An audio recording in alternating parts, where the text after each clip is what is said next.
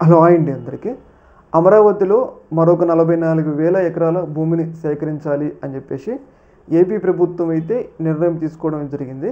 ఆ నిర్ణయాన్ని ప్రభుత్వం తరఫున అఫీషియల్‌గా మంత్రి నారాయణ గారు కూడా ధృవీకరించడం అయితే జరిగింది. అయితే ఈ నిర్ణయం మీద అన్ని వర్గాల నుంచి కూడా వ్యతిరేకత వ్యక్తమవుతుంది. ముఖ్యంగా సొంత పార్టీలోనూ, అలాగే అమరావతికి రైతులు ఇచ్చిన వాళ్ళు, అలాగే ప్రతిపక్షం నుంచి, అలాగే రాష్ట్రంలో అన్ని వర్గాలు అంటే కూటమికి ఓటేసిన వాళ్ళ నుంచి కూడా ఒక విమర్శ వ్యక్తమవుతుంది. అంటే ఒక అభిప్రాయం వ్యక్తమవుతుందనమాట. ఆ అభిప్రాయం ఏంటి అంటే, ముందు మీరు ఈ 33,000 ఎకరాలు సేకరించారు కదా! ఈ 33,000 ఎకరాల్లో డెవలప్‌మెంట్ యాక్టివిటీస్ చేయండి. మీరు అభివృద్ధి చూపించండి. అభివృద్ధిని చూపించిన తర్వాత ప్రజలు సాటిస్ఫై అయితే తర్వాత మీరు ఆ 44,000 ఎకరాలనే సేకరించి అక్కడ డెవలప్‌మెంట్ యాక్టివిటీస్ చేయండి. అయితే ఇక్కడ ప్రభుత్వం ఏం చెప్తుందంటే ఈ 44,000 ఎకరాల్లో ఎయిర్‌పోర్టే 5,000 ఎకరాల్లో ఉంటుందని చెప్తుంది. అయితే ప్రస్తుతానికి మనకి గన్నవరం ఎయిర్‌పోర్ట్ ఉంది కదా! అది కూడా కొంచెం దగ్గరే ఉంటుంది కదా అమరావతికి. అలాంటప్పుడు ప్రస్తుతానికి ఆ యొక్క ఎయిర్‌పోర్ట్‌ని ఉపయోగించుకోండి 5 సంవత్సరాలు.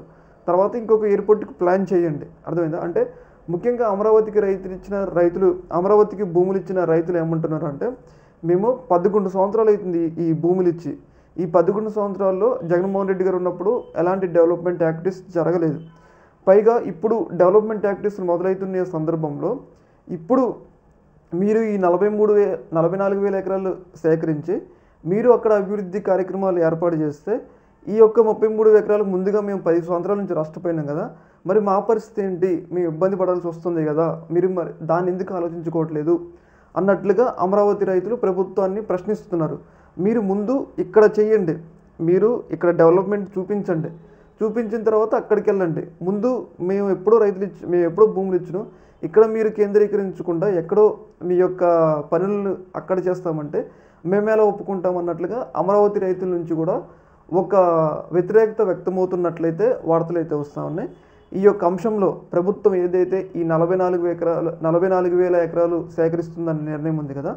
ఈ నిర్ణయానికి వ్యతిరేకంగా వాళ్ళు హైకోర్టులో కూడా పిటిషన్ వేయాలి. అంటే తాత్కాలికంగా ప్రభుత్వం ఆ యొక్క భూముల సేకరణ నిలిపివేసి ముందుగా ఈ యొక్క డెవలప్‌మెంట్ యాక్టివిటీస్ ఈ 33,000 ఎకరాల్లో డెవలప్‌మెంట్ యాక్టివిటీస్‌ని ముందుకి తీసుకెళ్ళాలి అని చెప్పేసి వాళ్ళకు అనుగుణంగా అంటే ప్రస్తుతం భూములు ఇచ్చిన రైతులు అనుకూలంగా హైకోర్టులో పిటిషన్ వేస్తారు అని చెప్పేసి వార్తలైతే వస్తూ ఉన్నాయి. ముఖ్యంగా మీరు ఇక్కడ కేంద్రీకరించండి, తర్వాత అక్కడికి వెళ్ళండి అని చెప్పేసి ప్రభుత్వం మీద కూడా అన్ని వర్గాల నుంచి ఒక వ్యతిరేకత అయితే వ్యక్తమవుతుంది.